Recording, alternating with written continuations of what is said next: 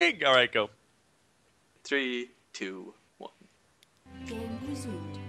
Hello, everybody. Welcome to what could well be the last game of this best-of-5 match between Zynga and Storm8. Zynga's down 1-2 after taking a 1-0 lead. Can Storm8 use their momentum to crush them in this last game and take the series 3-1? Or will Zynga be able to bring it to the ace match? Who do we have playing, Rifkin? Well, spawning in the top left corner of Star Station, it is none other than Zynga's own.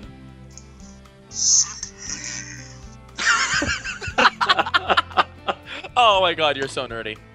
No, hang on, before we jump into this, that's the, it's like this free app, it's a StarCraft 2 voice changer, that's the Protoss voice, I thought was appropriate for this map, this matchup. But who do we have at the top right, Penguin? It's none other than Storm8's Nasher. So I gotta say, Storm8's playing really well today.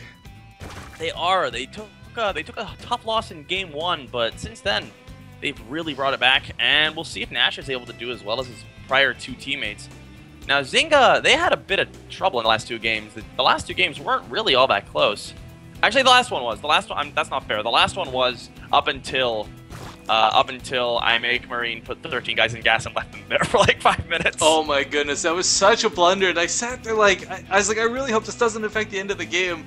But I mean, the lack of income really, it translates into a lack of units. It hurts. No matter how you look at it, that hurts. It does hurt. And I mean, well, tell us a bit about this map, Rifkin. What does it look like? Oh, you're gonna let me go on with this way. Well, my favorite thing about this map, you guys, if you look at it, doesn't translate so well here in the actual game itself, but if you actually go look up the map or see the load screen for it, I always see this map. To me, it looks like someone took the face of an observer or a probe and just like ironed it out, and that's this map. Yeah, Rifkin, he has the thing for ironing probes' faces. It's a little scary, but you know, we deal with him. Well, I mean, we got Colossus mustaches, probes and observers being maps. I mean, Protoss... I still don't understand what you mean about Colossus mustaches. Well, Let's hope we see one in this game. You'll have to, like, pause the game and be like, look at this, c'est la vie. But actually, I like Star Station because it's cool. Like, there's a lot of cool widgets on this map. Like, Howling Peak's got some cool mechanics to it with ice and what have you. But, I mean, here you got all these cool spinning things. You can see it's clearly in space. There's space moving underneath it. I love this map. It's such a cool map. Whoa, like, since you mentioned that it's in space and, like, the space is moving, I'm now watching that. I know, it's quite like... mesmerizing. It's pretty mesmerizing, man. Momentum. Actually, they did a lot of cool stuff with this. The other one is, oh, what is that? Vigilance is like a flying Terran thing. You can see, like, the Vikings and the traffic underneath it. Like, it's so cool that the extra attention Blizzard put into these maps. And I really hope... I mean, we saw a lot of really cool maps emerge from Wings of Liberty. I can't wait till map makers really get going with Heart of the Swarm. Yeah, that'll be very, very exciting to see indeed. But... we've now passed the 4-minute mark where nothing really starts to happen in this game, and we can sort of see what these players are going to be going for, Rifkin. We are going to be seeing the third hatchery coming on down here for an Asher, so he's going to be going for a standard 3 hatchery opening as soon as he gets the minerals. Siggy not quite able to confirm that, does lose the probe before the hatch does go down. Meanwhile, we have a nice little wall-off going down for our Protoss player. This is a very, very easy map to wall off on. Very nice, narrow choke, so the forge, the gateway, the pylon, that's just enough space to put a zealot in as well. Now, I'm really curious, he's gone for the double gas, well, no, I guess not early, but what will his tech path be for this? Because, I mean, Star Station's a funky map. It's got kind of wide base openings, so you can go for some sort of abusive blink play, but the reality is, with the watchtowers where they are, it's hard to really get over there, plus overlords, without your opponent seeing you. And I really feel that's half of the blink play right there, getting up and in your opponent's main before he realizes you're there. The other half is, of course, blinking in and out, being incredibly abusive. Oh, Rifkin. Oh, Rifkin. Nasher not going for the third base. He's going to be going for 2 base hatchery tech Roach Burrow attack. This is really cool because, I mean, a 2-base Roach all-in is really strong in and of itself. You add Burrow to the mix so that they can actually regen and heal what is almost not quite combat drugs for Reaper, but a very, very notable amount. It makes them that much stronger. And the big thing about that as well is, of course, the lack of being able to see the units. So you pop up, kill something. As soon as he kills the cannons for detection, you can just pop up, kill a zealot, go down. Pop up, kill a stalker, go down. Yeah, it's like whack-a-mole. This is going to be so hard to deal with if he loses that cannon at the front. Well, let's not forget, too, he can also do some very harassy things. Some nice micro on these Zerglings actually trying to pick off the zealot, but, I mean, he can deny a third base for a long time with Burrow. The other thing to note is that he's only getting zealots so far. He's not getting stalkers, he's not getting sentries. Zealots are not going to do very well against this. He's going to be going for, he wants to go for a bit of +3, +1 4-gate aggression at the moment. But, I mean, I don't know how well that's going to match up against this with Roaches already on the field, more on the way, and no third base. I mean, the idea behind 4-gate pressure, sorry, 4-gate +1 pressure is to cancel or kill the third base. And there is no third base, so he sees the Roaches coming across now, but at this point, I don't know if he's going to have enough to deal with this. He has 2 more cannons on the way down, but I don't think they're going to be done in time when these Roaches get there. Yeah, I mean, whether it's professional play, whether it's amateur play, Roaches are hard to deal with no matter what tier you're at. And right now, they're going to be about outrange these cannons. He could probably pick off the gateway if he wants before. No, he's actually just going to go straight for the cannon, actually. I like this decision. There are a lot of cannons on the way behind this, 4 more on the way, but they're not going to finish. One of them looks like it will, the other one might as well. The Mothership Core is going to be coming out, which will help him deal with this a little bit. Sentry out as well, burrowing, already going down, trying to regenerate a little bit of the health. This isn't actually an all-in, I don't think. This is pretty much just a bit of pressure. He's up to 30 workers, but he does need to do some damage, otherwise this is totally not going to be worth it. And he doesn't really do the damage he wanted to do there. So Sick Iggy, not in a terrible spot. There are more Roaches moving across the map, but there's only drones behind this now, so looks like Nasher doesn't want to go super all into this, but it's going to be very, very hard for him to break through. There was 4 cannons, 5 cannons even because of that one cancel. I mean, he baited a lot of minerals for this. So while concrete economic damage wasn't done, he did force Iggy to spend a lot of minerals that I don't think he wanted to. Very true, Rifkin, and I mean, I really like the way Sick Iggy's playing this now, though. He's getting a Stargate, and he knows with that much gas invested in Roaches, that much larva, there we go. His income is not going to be great. And he's going to be able to... Ooh, sorry, a bit of an engagement going off. Does pick up a sentry. Oh, he's still in range of the cannon, so the Mothership Core can continue shooting at these Roaches. Look at the regeneration on that. It's actually just not doing any damage. Yeah, the damage is somewhat being nullified. But yeah, it's funny because a lot of people forget that things like Spore Crawlers, Missile Turrets, and Cannons, they've got a much longer detection range than their attack range. So I would like for him to pick off this Forge. I mean, he doesn't have to take damage from these cannons. The Mothership's the only thing poking at him. There we go. Forge does go down. Will cancel that armor upgrades. And can he get to the base? Nice force field. All the sentries. He can That's walk. already worth it. Oh, and the overcharge now in the Nexus as well. He's going to do a ton of damage to hold off these Roaches. Can he do some probe damage before going down is the question. There we go. He should snipe off at least 1 or 2. No. Uh-oh. That's less than ideal. Looks like finally the last of the Roaches that is in range of the cannons is going to be killed off.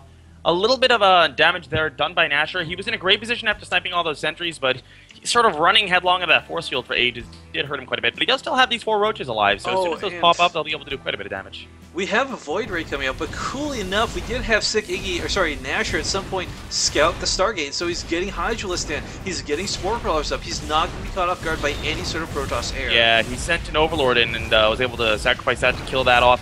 Did see the Stargate up, and with this Void Ray on the way, Void Rays are strong, but Hydralisks are pretty good against them. Of course, the charge up ability does not do anything against the Void Rays. What it does is it does bonus damage to armored. Oh, we got muscular augments on the way here too, so I mean these Hydras are going to be super effective, Penguin.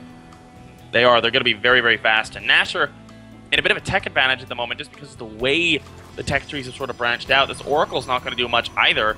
Look at Sick Iggy's bank right now. I mean, he's got a lot of minerals he needs to start spending.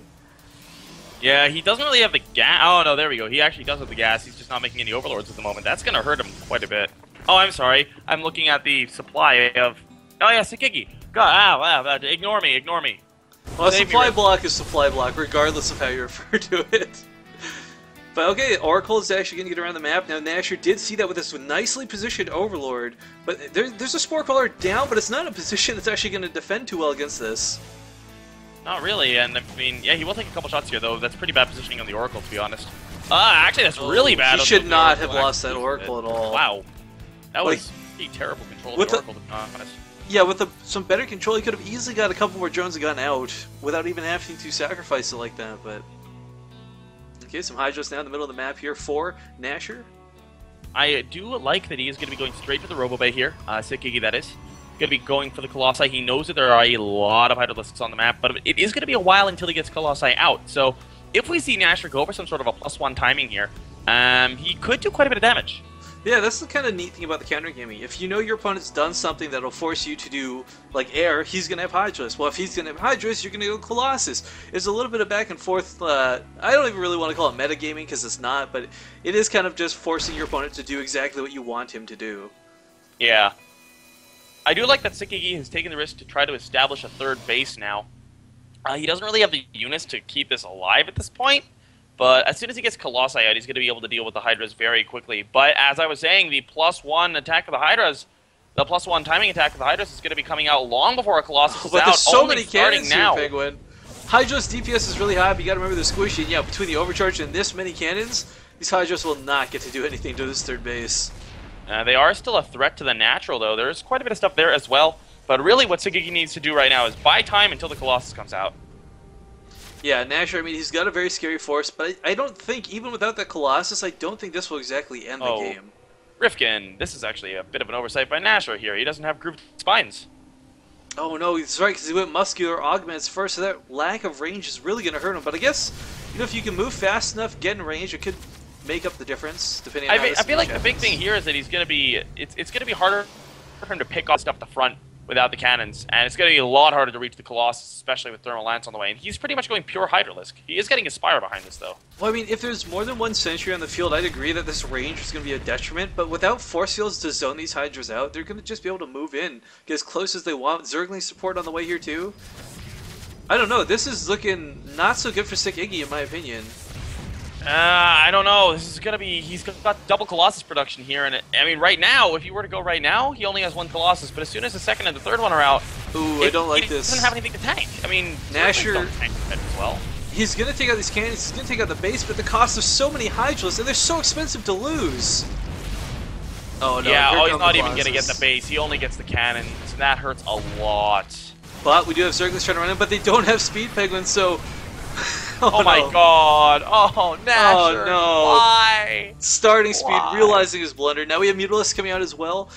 I don't know, this just seems like a very unrefined strategy from our Zerg player. It was looking really good for him there for a moment, but now he's just kind of all over the map. He's scatterbrained, he's going back for this Nexus once more. Oh man, the Nexus shields look so cool. They do. I don't know if this is going to be enough DPS from the... yeah, it should be. Or? Is he going to save the Nexus with Overcharge? No, No. Overcharge. And down it will go. But okay, we got him frying the Hydras outside of the base of Nasher. I mean, Mutalisks are out. There's only a couple Stalkers. If he can deal with these Stalkers, he might be able to clean this up, but it's a big if, Penguin. 14 more Mutalisks on the way. If he can hold until those Mutants are out, he may be able to hold this push. But more Stalkers reinforcing. He's seen the existence of the Mutalisks, and that's going to make this fight infinitely harder. Actually, his Mutalisks are just going to go full offensive with this. As we do I see actually the like process this. of He's got natural. 14 more Mutas on the way. He's already got 12 on the map. That's going to get him 26. And if he kills out the Cybercore, we're really not going to be able to... I mean, Sikigi's not going to be able to warp in enough Stalkers to win a straight-up fight. Yeah, He does without lose the addition of his Archons or Storms, like, there's no way to deal with the sheer number of Mutalisks that are coming. And oh, Penguin, He needs to go we've straight got for the Cybercore, though. we got a That's a sneaky big base. So, I mean, if this turns into a base trade, we do have one base hidden on the field for our Zerg player, but he's taking so many shots from these cannons that he just really shouldn't be. Yeah, this is actually... He's doing his best, and he's picking up a lot of probes, which is nice, but the thing he needs to go for is the Cybercore, because he doesn't have the income that much anymore. He's got a little bit from his third, but his main's going to be gone pretty soon. And, I mean...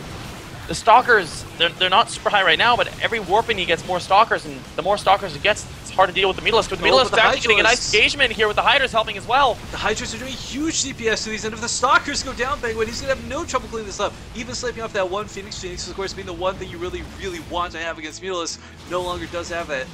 Now, these cannons will keep these Mutalisks at bay for now, but let's look back at home.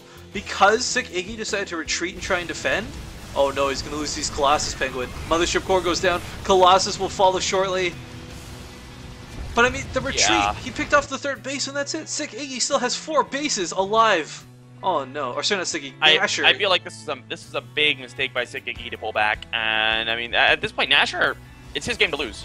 Yeah, with 4 bases, this many Mutalisks, I mean, his production wasn't even hampered, Penguin. Looking at the workers killed, both players fairly even on losses, but we do see, actually, even worker supply as well. But I mean, it's 4 bases to what is 2, and Protoss can play very strong off 2, but not against this many Mutalisks, not without Storms, And it's not even without going to be Archons. that much longer, Rifkin. He's only got 3 mineral patches left in his main. Yeah, I mean, like, without Archons, I just don't see him dealing with this. Oh god, free Colossi in the main. Mutalisks coming on in, picking up 1 for free, getting out scot-free, only taking a couple of shots. They'll regenerate that health almost immediately. They even come in for the second Colossus. No, they offer probes instead. I do kind of like that decision here because, I mean, the Colossus just really isn't going to do anything at this point in the game. I'm sitting here like flabbergasted because this third base engagement from Nasher was a terrible idea. He What? sacrificed so many Hydralisks for that one attack. What? Okay, well we got Sick Iggy going Bit all by out with this. bit! We got Sick Iggy coming all out, guys.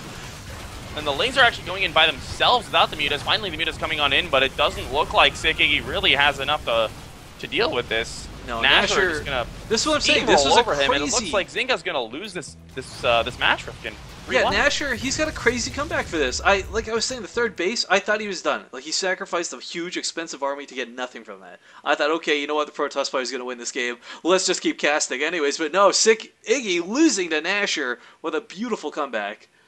Really nice tech switch over to the Mutalisks, and Sick Iggy just didn't have an answer. Nashor able to close it out. S8, Storm8 taking a 3-1 win over Zynga.